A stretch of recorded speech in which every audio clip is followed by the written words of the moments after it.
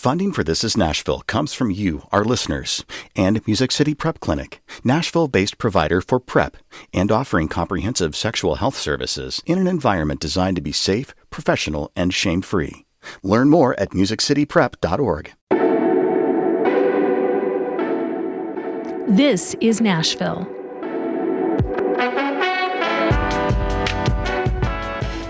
I'm your host, Nina Cardona, filling in for Khalil Ekalona. Our city's LGBTQ scene has changed a lot over the years, from back in the day when bars like The Jungle and Juanita opened up and the Gay and Lesbian newspaper first hit the stand, to now, as the state recently considered anti-LGBTQ legislation. Later this hour, we're bringing you a rebroadcast of This Is Nashville. It's all about our queer communities then and now. But first, 13 years ago, a pit at the Kingston fossil plant suddenly gave way, releasing 1 billion gallons of toxic sludge across hundreds of acres and choking a nearby river. It was the largest industrial spill in U.S. history, and it happened in our region, east of Nashville, near Knoxville. Cleanup took years. Last week, a federal appellate court struck down a last-ditch appeal by the contractor, Jacobs Engineering, that the Tennessee Valley Authority hired to remove the waste. It's accused of poisoning workers by not protecting them from what's called coal ash. Now, I want to say that we reached out to the Tennessee Valley Authority for comment. A spokesperson told us TVA is not a party to the Jacobs litigation, and they will continue to respect the judicial process. Tennessee Lookout reporter Jamie Satterfield has been following the story for years, and she joins me now to talk about her reporting. Jamie, welcome to This Is Nashville. Well, thank you for having me. So, Jamie, let's go back to 2008, which is when this all began. I mean, I remember it. The first reaction a lot of us had was just horror at seeing images of homes engulfed in a black ooze. That was the first time most of us had ever heard of coal ash. And we all asked a question at the time that I think is worth revisiting now, especially for the benefit of those who weren't in Tennessee a dozen years ago. What is that sludge? Well, in 2008, if you had asked that question of TVA, they would have told you that it was no more dangerous than dirt, that it was not radioactive, that its primary ingredient was something called silica. What we now know, thanks largely to investigative journalism, is that it is radioactive and it contains 26 dangerous heavy metals and toxins. So when this stuff went into the water and smothered the land, it represented a danger to everyone that lived out there, to the aquatic life, and certainly to these workers. And to just clarify, this is a byproduct of burning coal to make electricity, and this had happened at a power plant. TVA hired a contractor called Jacobs Engineering to handle the cleanup. That effort lasted for years. I understand you didn't really start looking into this yourself until 2017 in a deep way. And that's when you were seeing a lawyer about something totally unrelated and ended up meeting a woman who was investigating how the workers hired to clean up the mess had been physically affected. What did she show you that day? Well, when I walked up to the law office, she was standing outside. I didn't know her. But the first thing she said to me was, people are dying and you need to do something about it. She followed me into the office, and ultimately what she and the attorney began showing me were photos of these workers who were up to their eyeballs in this stuff, wearing nothing more than a reflective vest, a hard hat, a T-shirt and jeans. Yeah, and they started describing the health conditions that these workers were suffering. So none of the protective gear we might imagine, not like they weren't in a hazmat suit or anything like that. Well, again, what I now know based on my journalism is that in any kind of industrial accident, workers are supposed to be outfitted with complete, full protection, respiratory and skin protection, until it is determined what's in the substance, how threatening it is, and that sort of thing. And we now know that from the very beginning, these workers were never provided the required gear. And then this cleanup went on for years. And so these workers were out there every day being exposed to a substance that emits radiation. And then they were breathing in these radioactive particles. So what did you do from there? Who did you talk to? Well, I asked them to give me a list of workers who did not know each other. I've been a cops reporter for a long time, learned a lot from homicide investigators, and you don't want your people cooking up stories. So I wanted folks that, it was a large site. At the height of the site, there were 900 workers. So I asked them to give me some folks that aren't buddies. Right. And they did. They gave me a list, and the first three I called, I was listening for these little tales. When people tell you the same thing, when they use the same language, they're cooking it up. Well, these first three did not at all. So I felt comfortable that they were telling me what they believed to be true.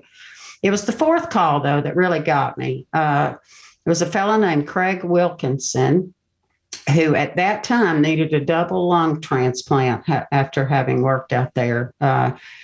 And so I called him and told him who I was and that I was looking into it. And he hung up on me. And I found that so strange. But about 20 minutes later, and I'll never forget this call, because he called me back and he said that he had been, at the moment that I called, about to go out into his shed and kill himself, because he did not want his wife to have to endure this anymore. And, but he said, if you'll truly investigate this and tell our story, I'm going to hang on. And, from that moment forward, I was hooked. I had to get to the bottom of this. So you have dug deep. You've talked to a lot of people.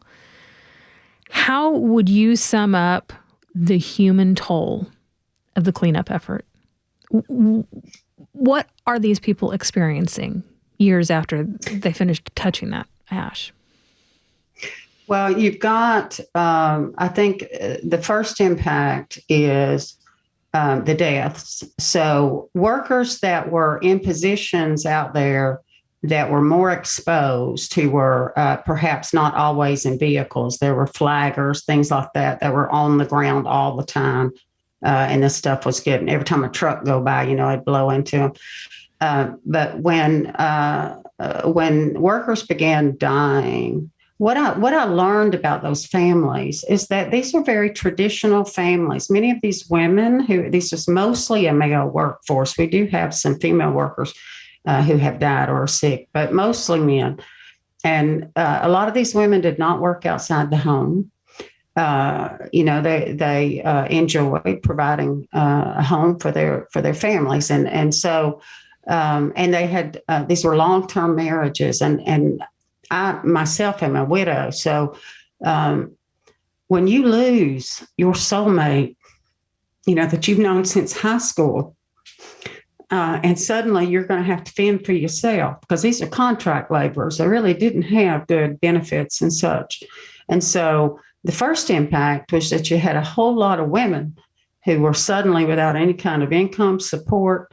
And then, of course, grief of losing this man that every day they sent off to work, trusting that TVA was keeping him safe. Mm-hmm. A lot of these wives developed breast cancer.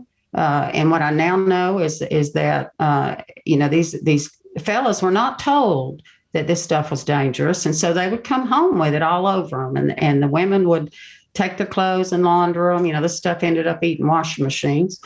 But there were, so you have some of the wives that have suffered some cancers. And then with the workers who have been sick, when you breathe in radiation and it stays in your body. It does not come out, and they get increasingly sick. So when a worker would develop some kind of condition, he couldn't work, and there went his benefits, there went his insurance, there went the family's income. Right. And I have talked to workers. One fellow just broke my heart, man. He's about to lose his house and everything they had. and forgive me when I get emotional because it's so wrong. Of course. But so a lot of financial hardship. A lot of these workers, when they get sick and they're unable to work, they lose their insurance, so they don't get any kind of medical care. And truly, until I uncovered the ingredient list, the real true ingredient list and the levels of radioactive material, many of these workers really did not understand what it was that was causing their sicknesses. And they did not, and still to this day, do not get appropriate medical testing and care. Many of them simply can't afford it. Right. Those who do have insurance have racked up astronomical bills, and which again is creating financial hardship. And that's why then there is the fight in the courts right now for financial damages. Now, in your mind, what is the significance of last week's ruling? That is denying the contractor Jacobs Engineering from immunity in the case where they are suing for damages. Well, it certainly now means Jacobs has, since there was a favorable verdict in 2018 for the workers, this is a 2-phase process. And so they won that stage, and Jacobs has been appealing issues ever since. And this was the last sort of ditch effort for them to try to get some way out of this. And Judge Tom Barlin has been presiding over this case since the beginning. And he very wisely allowed them an interim appeal to the Sixth Circuit to ask this final question. And that is about whether TVA would be immune. And if so, would Jacobs be immune? And so now that the Sixth Circuit has sided with the workers in this and determined that neither TVA nor Jacobs can be immune for this behavior that's alleged, it puts the workers very close now to going to trial for damages. Well, now just all that waits is to see what happens now in courts. Jamie Satterfield has been covering this story for the Tennessee Lookout. Jamie, thank you for joining us. Thank you so much for. All right, I'm going to hand it off to your regular host, Khalil Ekalona, for the rest of the hour. We're bringing you a rebroadcast of an episode we aired in March, all about our LGBTQ scene here in Nashville. Then and now. Stay with us. We'll be right back. This is Nashville.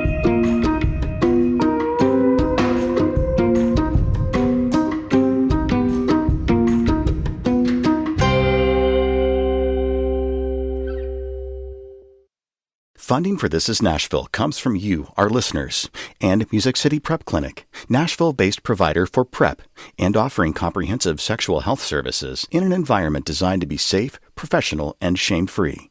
Learn more at musiccityprep.org. Welcome back. I'm Khalil Ekalona, and this is Nashville. The LGBTQ scene in Nashville has changed a lot over the years. We want to go back in time to get to know the scene of yesterday a little better. I'm talking the 50s, when the first official gay bar opened here, to the 60s, when countercultural movements were taking hold across the country, into the 80s, when we got our first gay and lesbian newspaper here in Tennessee. Here with us to take a look back is Jeff Ellis, the founder of that newspaper. Jeff, welcome to This is Nashville. Thanks for having me. Pleasure to have you with us. So in 1988, you and your late partner, Stuart Bevan, started Query, a weekly newspaper dedicated to the gay and lesbian community. Tell me, how did you and Stuart meet? Well, we were at a fundraiser for the Nashville contingent to the 1987 March on Washington for gay and lesbian rights. And I saw this guy standing near me, and I thought, I think I want to meet him. So I was trying to gin up the courage to do so when a drunk walked by, bumped into a woman who had been talking to Stuart, and knocked her to my feet. I helped her up, said, "Can I buy you a drink?" And she said, "Sure, you should meet my friend Stuart." And she introduced us, and the rest is history, I guess. That's what I like to call a happy accident right there.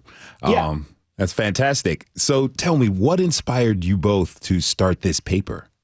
Well, Stuart had been a law student at Vanderbilt at a time when there were several homophobic incidents happening on campus, and he spoke out about it. There had been some articles written in the Vanderbilt Hustler that were rather offensive.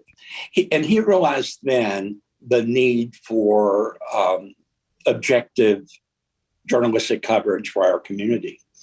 And so after he graduated, he really didn't want to practice law.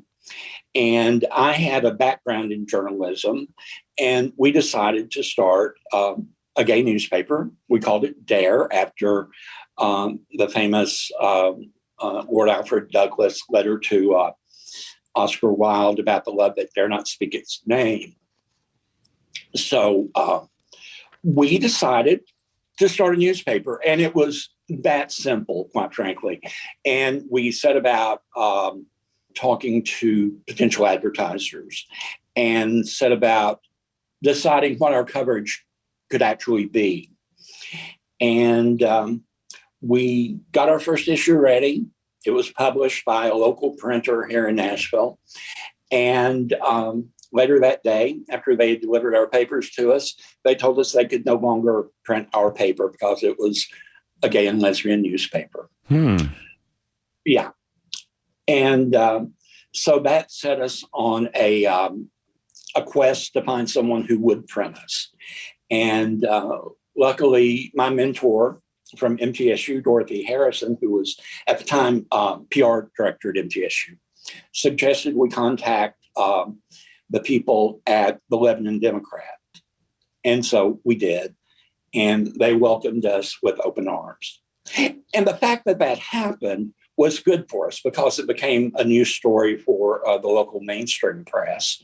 And as a result, people were talking about us. And that put us in the hands of a lot more people than we could have initially hoped for. Okay. I'd like to bring in my next guest. Dr. Marissa Richmond is a historian at Middle Tennessee State University. Marissa, welcome to the show. Thank you. Glad to be here. Jeff was just telling us about how they started this paper in the 80s, but our queer community's history goes back much, much further than that. Help us understand Nashville's LGBTQ scene and how it's grown over the years. Well, coming out of World War II, there were a lot of people, despite the president's executive order to ban gay people serving in the military. The fact is, gay people served in the military. People stepped up to the call to serve the country in the aftermath of Pearl Harbor. Many, of course, did not come back, but they were serving in same-sex units. Many who served, particularly in continental Europe and in London and in Paris after the liberation, gained a new sense of community and a new sense of identity. And when they came home, they started opening nightclubs and creating newspapers and political organizations. And so there was this explosion all over the country, and Nashville was not alone. And we start to see some nightclubs open up. And you mentioned in the introduction, the Jungle and Juanita's. They were in downtown Nashville, directly across the street from the bus station, which made it easy for people who wanted to come into Nashville to get off the bus and walk across the street and go someplace and have a drink and meet people and start to socialize. And similar things were happening in cities all over the country. Now, you're talking about how people formed community back then. And I'm going to ask you, as a Black trans woman, what was your experience in finding community like? Well, of course, in the pre-internet days, there were very few options in finding information. And of course, I had moved away. I was actually living in Washington, D.C., but when I was coming back home to visit my family, I don't remember where I first saw it. I remember Dare even before they changed the name to Query. But learning of resources, finding out, sometimes just through word of mouth about the clubs that were out there, and just little, taking, baby steps a little bit at a time, trying to figure out where you could go, what was safe, where you were, what was acceptable. And of course, things really started to explode in the 90s with the world, the web, and resources becoming more readily available thanks to the internet, and people searching out literally around the world. I remember we got an email from someone in Poland trying to find resources there. And this was shortly after the collapse of the Soviet Union and communism. And closest thing we could find for them was Berlin. But the reality is that people everywhere were looking for resources and one way or another starting to find them. If you're just joining us, this is Nashville, and I'm your host, Khalil Ekolona. We're talking with members of the LGBTQ community about its history here in Music City. I want to welcome my next guest, counselor and human rights activist, Phil Michael Thomas. Phil, thanks for being here. Oh, thanks for having me. So, Phil, tell me a little bit about what it was like being out as a gay Black man back in the day. Well, actually, I used to say, because I used to go around with other people when we do panel discussions and just information, whatever. And I used to always wanted to be the last one to speak because and when I spoke, I always said, I actually don't exist. And the people look at me like, what are you talking about? I said, first of all, I'm a Black gay male. And especially at that time, no one, even in the Black community and gay, would even come out and step forward to admit publicly that they were gay. A lot of organizations I was part of at that time, it was easy to find me because I was only Black face up in there. If I'm not mistaken, you and Jeff know each other, right? Yes. How far back do you guys go? A long way. Oh, yes, a long way. A long way. You guys are keeping it short and sweet, like you got some stories that can't be told on radio. Well, no, in fact, I think that I was probably on a panel with Phil when he made that declaration. I have a memory of being on a panel at Vanderbilt, in fact, and that's all I'm going to say right now. Okay, that's wonderful. Okay, so I want to ask all of you this question. I'm interested in getting thoughts from all three of you about how you see, the scene in back in the day. Like, describe some of the places you all went to. For me, it was, now I remember going actually down to the jungle one time, and I didn't stay because at that time I was kind of young, like I better get out of here because it was fearful, but real nice people. And I thought, okay. But there's also other bars during the time, the other side. Before my time was also a bar downtown called Watch Your Head and Coat, and the old saloon that even predates those bars. But still, when I started going out, I noticed that I still did not see a lot of people that looked like me for the most part. And when I started becoming real active, still know people like that. But that was not something that deterred me to go back in, because I never knew what a closet was. Mm-hmm. The way I was brought up by my grandparents, if you believe in something, then you do it. You don't hide behind anything if you believe something is right for you. That's not living your truth. I understand that. I respect that. Jeff, tell me about the places you all used to hit up. Well, at the time, you went to bars primarily. So there's the Warehouse and the Cabaret and the Shoot Complex and the World's End. And then there's also Metropolitan Community Church was an early force in the community, I think, for bringing people together. And for Stuart and I, it was the planning of the March on Washington in 1987 that brought us together.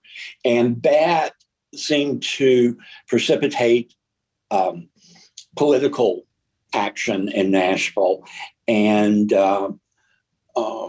more of a political organization, if you will, that focused on our civil rights more so than our social lives.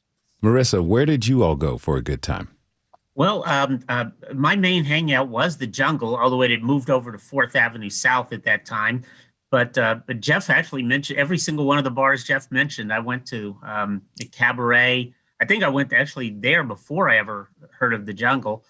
There was the Other Side. Actually, I remember going there back in the mid 70s. It was the first time I ever saw a drag show. And then the Warehouse, the Shoot, so all of those places. But the Jungle was my main hangout for a long time. I'm getting a sense of these places, but what did they feel like? Well, Phil Michael was just saying that the Jungle was, whatever word you just use, I always described it as it kind of grows on you like fungus. It was not fancy, but it was home. And it's where we hung out. Okay. I think it's funny that you said it was home, because I was going to say that when you're gay and you haven't been out among a big group of gay people, when you go into a gay bar, it is like you're going home. And I remember the first gay bar I ever went to was the Warehouse. And I walked in and I was really nervous and hesitant about going in. And two straight friends from college were with me, and they were the ones who were pushing me to go in. And we got there, and immediately you just felt like you're at home, and you didn't have to pretend to be anything other than who you were. Speaking of that, let's take a quick trip out east to Lipstick Lounge. It's become somewhat of a Nashville institution over the past few decades. Our producer, Rose Gilbert, takes us there. It's a Friday night, and the small purple bar on the corner of Woodland Street and 14th is packed. Drag queens decked out in heels and glitter mill around in the crowd waiting to perform. Karaoke is already going strong. I think it's a pretty good vibe. I love the vibe. I love the people. I made a lot of good friends. I feel safe. I'm with my people. Strong drinks. Oh, hell yeah. It's an awesome place just to be gay, do karaoke and have fun. Yeah. Tonight, the main draw is a drag show. Ms. Kennedy Ann Scott is one of Lipstick Lounge's resident queens. She's been performing here for almost a decade. It is a neighborhood bar with a lot of flair. We are a bar for humans. We love everybody. We take anybody in. This is church for some people. That's right. She said church. This is a safe haven for some people. This is a fun bar, a good time, and you're never going to meet a stranger here. Here, church is singing a duet with a stranger. It's sharing a lighter and a round of drinks on the patio. At this church, you worship at the altar of queens like Kennedy Ann as they dance their hearts out. And the bar's founder, she knows all about worship. I'm very spiritual, truly believe in God. Jonda Valentine grew up the daughter of a West Virginia preacher. She was just 20 years old when she moved to Nashville in the 80s with her husband and son. After a while, they divorced, and Jonda spent a few years touring as a backup singer for country star Ronnie Millsap. But between traveling so much and coming to terms with her sexuality, she worried about losing custody. You could lose your kids in that period of time, especially in the South. Back then, it wasn't cool to be gay. So, feeling a little lost, she came back home to Nashville and prayed to God for an answer. Soon, a little voice appeared in the back of her mind. Open a bar, open a bar, open a bar. I thought, okay, God, if this is what you want me to do, then you show me a sign. And then it came to her in the dead of night, a passage from her grandmother's King James Bible ringing in her mind loud and clear. Thou shalt rise up the foundations of many generations, and thou shalt be called the repairer of the breach, the restorer of past to dwell in. That section right there is what meant so much to me, because bringing people together is what it's all about. Years later, you can find that very passage printed on the signature purple wall over the DJ booth. It's a reminder of how Lipstick Lounge came to be and why. To repair the breach, to restore the paths. Now, Jonda admits, getting started was not easy. We didn't know how to mix drinks. We didn't know what we were doing. At one point, she got so frazzled trying to keep up with drink orders that she actually forgot to ask her customers to pay. So yeah, it was kind of comical. But they made it through, and that's thanks in large part to her best friend and co-owner, Krista Supan. Our DJ booth used to actually be right here. That was it. And then the bar was right here. One of the first things Krista did was redesign the bar to fit her and Jonda's exact needs. The guys that were here, I was like, Jonda, come here and stand next to me. So we stood side by side. And I was like, however wide our butts are together, that's how wide I want it to be. So that's exactly the size it is. They quickly found their groove. Over the years, the bar became a reliable destination for a good time. But without fail, it was also a spot where the community pulled together during hard times. After the Orlando Pulse shooting, they raised over $10,000 in just one night. We want to do something to make this world just a little bit better. And that's what we're all supposed to be doing anyway. Have you made it just a little bit better? Even if it's just the one person, have you left the Jersey better than you found it? That's exactly what Krista hopes Lipstick Lounge does for its community. Having that sort of rainbow flag flying place that you can go to find other people in your community is invaluable. Julie Edwards has been something of a regular since she moved to Nashville just over 3 years ago. Yeah, having that ability to be okay, I'm feeling really alone and I just need to be supported by my community, or I need to meet other people who are like me, and having a space that you can go, even if you don't know anybody, and meet people who understand your experience. Not feeling alone, even in a bar full of strangers. After 19 years in business, that's what makes Lipstick Lounge so special. I can honestly say that I feel like I have done more of God's work, spreading love and helping people than I ever did in church. Of the valley, my bright and morning star, I don't care what people say. I'm going down on my knees today, and I'm gonna wait right here until he comes. Thanks to our producer, Rose Gilbert, for taking us to Lipstick Lounge. We're going to take a short break. When we come back, we're going to learn more about today's queer scene. Don't go away. This is Nashville.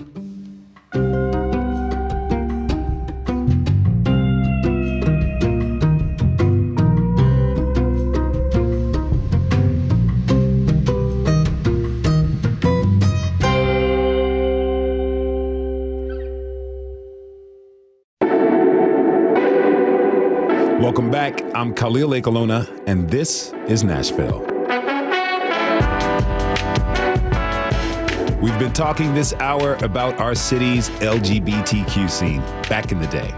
After that quick trip to the past, it's only fitting to talk about where the scene is today. Now I'd like to introduce my next guests. Bean No, Desiree Arista, thank you both for being here. Thank you for having me. Yeah, glad to be here. Desiree, I'd like to start with you. You were born and raised here. Tell me about your experience growing up. Yeah, a native and have lived here off and on throughout the decades. But when I came out right after my high school graduation back in 2001 and made my way to places like The Connection, The Shoot, as well as the Cabaret Episode 2. And then shortly thereafter, while I was in college, places like the Lipstick Lounge, Play, and Tribe opened up, which really opened its way for just more community building through the years. Bean, I'm curious about how your experience compares. You came to Nashville later, but you grew up in rural Vietnam. What was your experience like, my friend? Growing up in a very south of Vietnam, and it in a very poor countryside of Vietnam. At that time, I still don't have a lot of information about the LGBTQ, and seemed like the pressure come from the neighbor. Like people usually talk about you to your parent. So I see not many of my friends coming out, even though that I know that I'm different, because from a middle school, instead of playing sport with other boy, I seem like I like to play baby doll with other girl in class, and come from a very poor countryside. At that time, we don't even have like a real baby doll. sometimes we use the water bottle and we use clothes and make up a baby doll and play. And it pretty conservative. People still not very open back then, like 10 years ago. Now Vietnam, I think, become much better because a lot of singer and famous actor, they coming out and they share their story. So now the neighbor and the people in general become supporting it. So every time like a parent have a children that coming out, seems like the neighbor cheer them up and want them to support their children. Like it's completely different picture now. So what is that like? I mean, you grew up, like you said, without a lot of representation, but now you're surrounded by queer community. How does that feel? Oh, it is just like a wonderful feeling to be able to be yourself, and knowing out there some people that many people out there that understand you. Because at that time in Vietnam, I don't even know what the gay mean, what the LGBT definition. But when I first come here, I have to be honest, in the 2011, when I'm 14 and a half, I come to the U.S. and I go to Christian school in Lebanon. They call Friendship Christian School in Lebanon, Tennessee. I have to be honest, at that time, it's still not very open, especially in Lebanon. I know Nashville is a big difference. But I have to be honest, I'm very lucky that I still receive the love and the care from my friend and from the teacher at Friendship Christian. I think that even though they cannot like supporting you, openly supporting you, but they inside their heart they love you, and they also try to supporting you in other way. And I feel very, very lucky to have that. Now, you were both listening, and we heard some great stories in our last segment. And I'm curious, Desiree, what role do elders in the community play for you? They play a huge role. They're the reason I have been able to become the person and thrive in a growing LGBTQ scene. I remember, when I first came out, there were a group of women that I had met who had taken me in essentially and invited me to spend time with them. They would have house concert. It was called the Purple House concert. And it was from there that I was able to be more exposed to what was going on. Because back then, we had the beginning of the internet, but it wasn't the social network that it is today. So we had sites like gay.com, planetout.com as the main outlets for finding community, as well as the AOL chat rooms. But there was places like the Out Loud bookstore and the Gay and Lesbian Center there. That's where Canvas is located today. Those were, one of the few outlets for actually learning more about our history. So I'm very grateful for the folks that had appeared in my life, those women, Anne and Bev and Luana, who really gave me an understanding and an education in, what it is to be a queer person in Nashville. Phil Michael Thomas is still with us. Phil, how do you feel about this moment in time for our queer community? Well, by the way, I know what you're talking about. The Purple House had some wonderful concerts there. As far as today, I'm glad to see the youth that's feeling comfortable to be who they are without doubt, without fear. And I feel that older elders did make that path. I do feel that we kind of been the foundation for them to stand on so they can continue to live their truth. In many ways, Nashville has gotten a lot more accepting in recent years, but there's also been kind of a backlash in our state legislature. Desiree, as a Nashville native, how does that make you feel? Yeah, I mean, at times it definitely feels like, are we taking a step back? But when you really think about it, it's kind of cyclical, depending on what's happening politically and, who's in office. You'll find that like in the early 90s when Bill Clinton was president, there was a sense of, freedom of expression in what they call the gay 90s. But then once the Bush administration took hold in 2002, it kind of felt like we were dealing with more of a closed circuit, and we had to really, hunker down and take care of one another in community. So it does feel a little bit like, why are we having to continue fighting these same fights in hopes of one day that we won't have to really defend who we are and who we love. We can just be. Phil, what's it like for you to see this developing in our legislature? It's saddening. It feels like we are going backwards. I mean, not even back to the 60s or 70s. I feel like we're going back centuries. And it's out of hatred. It's not out of love. It's not out of Christian faith and all that too. And we have wonderful places like Edge Hill was first congregation allowed gays in there. But yet we are going back and we're using Christianity as the way, that's a crutch to say we don't like gays and lesbians and trans and all that too, which is a lie. What is something about the LGBTQ community in Nashville that brings you hope and joy? Bean, I'd like for you to answer first. I think that I feel like the loving and the caring that people giving us, that, you know, the supporting that make us feel safe, make us feel like we are welcome here. When I go to Cumberland University, you know, we have, I'm very lucky to have a director, the student success and student life director that give me the opportunity to bring back one of the organization that have been fade out because some of the students have graduated. They call Prayer Line, and we gather together and, you know, create a supporting group. And we create a lot of events that in helping other students to feel welcome when they come to the school.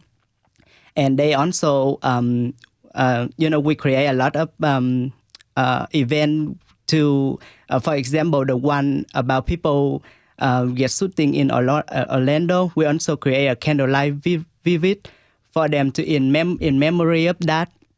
So I think some of that happening a lot, not just for me, but I also want to see other people feeling they welcome to be on campus, and they feel like they belong there.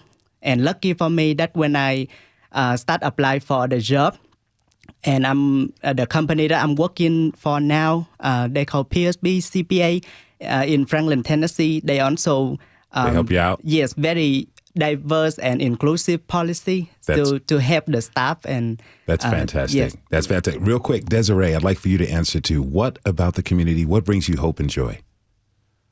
What brings me hope and joy is being able to just see more queer people out and about in the community, being themselves, being open, holding hands, and that there are still spaces, you know, even though the brick and mortar clubs and bars that we used to frequent for a sense of community because we had to, you know, I guess hide essentially.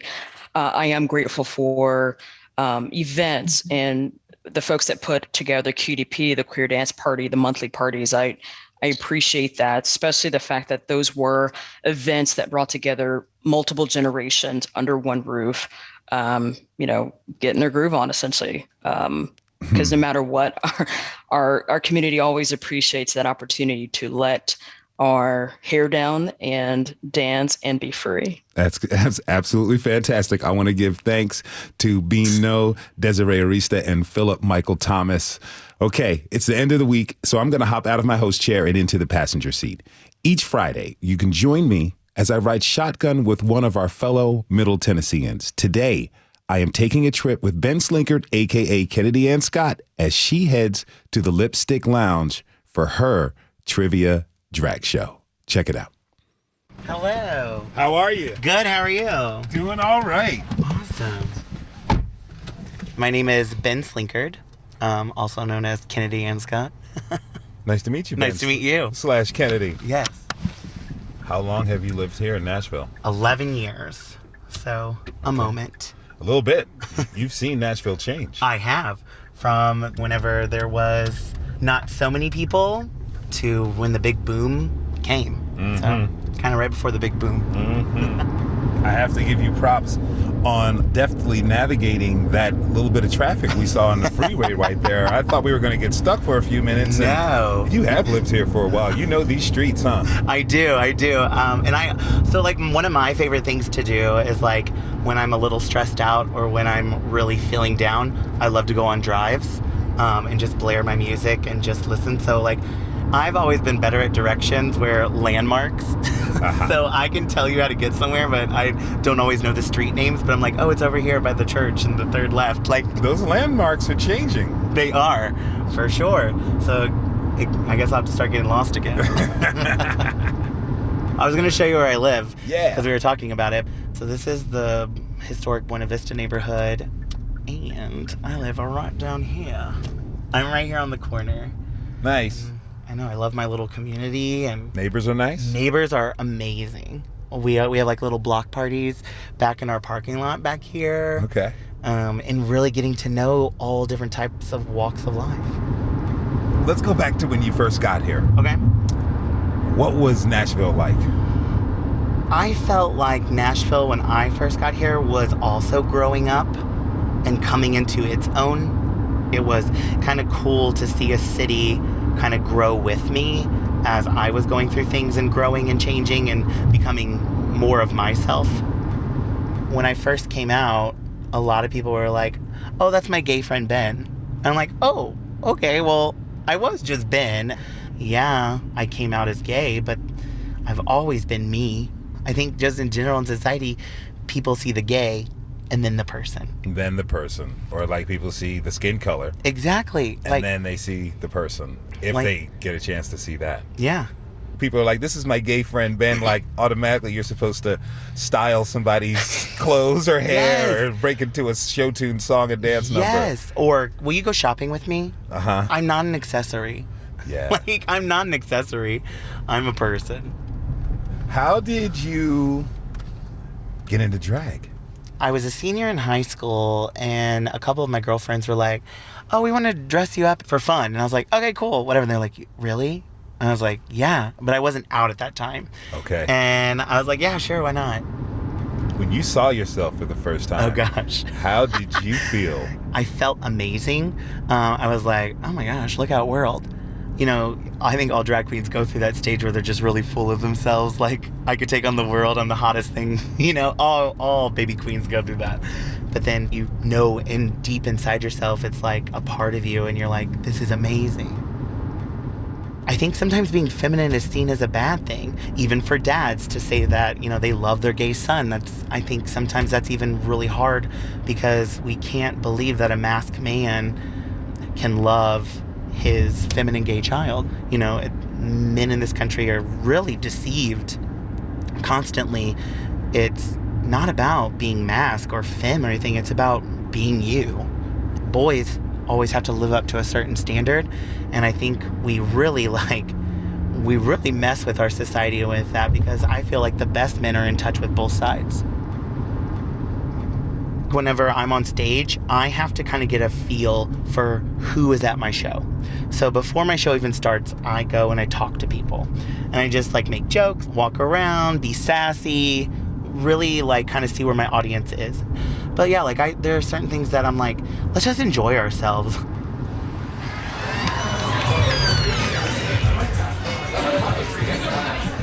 Miss Kennedy Ann Scott, how is it going? Hello, it's going wonderful. Getting ready for our big O show and game show. Yes, it's going to be a good time. Oh, it better be. And your outfit is rocking. You definitely went very, very 80s like you said. Thank you. This big hair. Big hair, big brunette hair, Rolling Stones sequence shirt. Always got to have a little sequin. It looks nice. How does the trivia game work out? So it's called Figure It Out. So it's like a clue-based trivia game. So there's 6 rounds. All right, so we have several teams playing tonight, and you're playing for first place gets a $50 gift card to Lipstick. Yes. And the losing team tonight gets a pack of Hall's cough drops already open. Yes. That booty's on fire. Honey, this booty is something tonight. Thank God. We have Queerly Beloved. We have The Lone Stranger. There he is back in the back. We have Too Drunk to Know Things. And we have That's So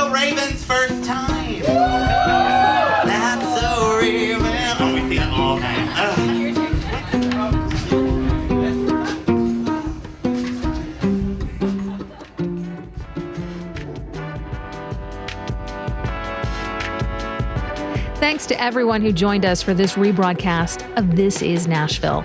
I'm Nina Cardona, filling in for your host, Khalil Ekalona. I'll be back with you tomorrow for a brand new episode. In the wake of the racist mass shooting in Buffalo, we'll explore the link between hateful rhetoric from our leaders and ongoing acts of violence. Tune in. This Is Nashville is a production of WPLN News and Nashville Public Radio. Listen back at thisisnashville.org or wherever you get your podcasts. Our producers are Steve Harush, Rose Gilbert, and Tasha A.F. Lemley. Our digital lead is Anna Gallegos-Cannon. Michaela Elias is our technical director. Our executive producer is Andrea Tudhope. The masterminds behind our theme music are Larange and Namir Blade. The conversation doesn't end here. Tweet us at This Is Nashville. Find us on Facebook and Instagram, and tell us what you want from our show by filling out our quick survey online. This is Nashville. I'm Nina Cardona. We'll see you tomorrow, everybody.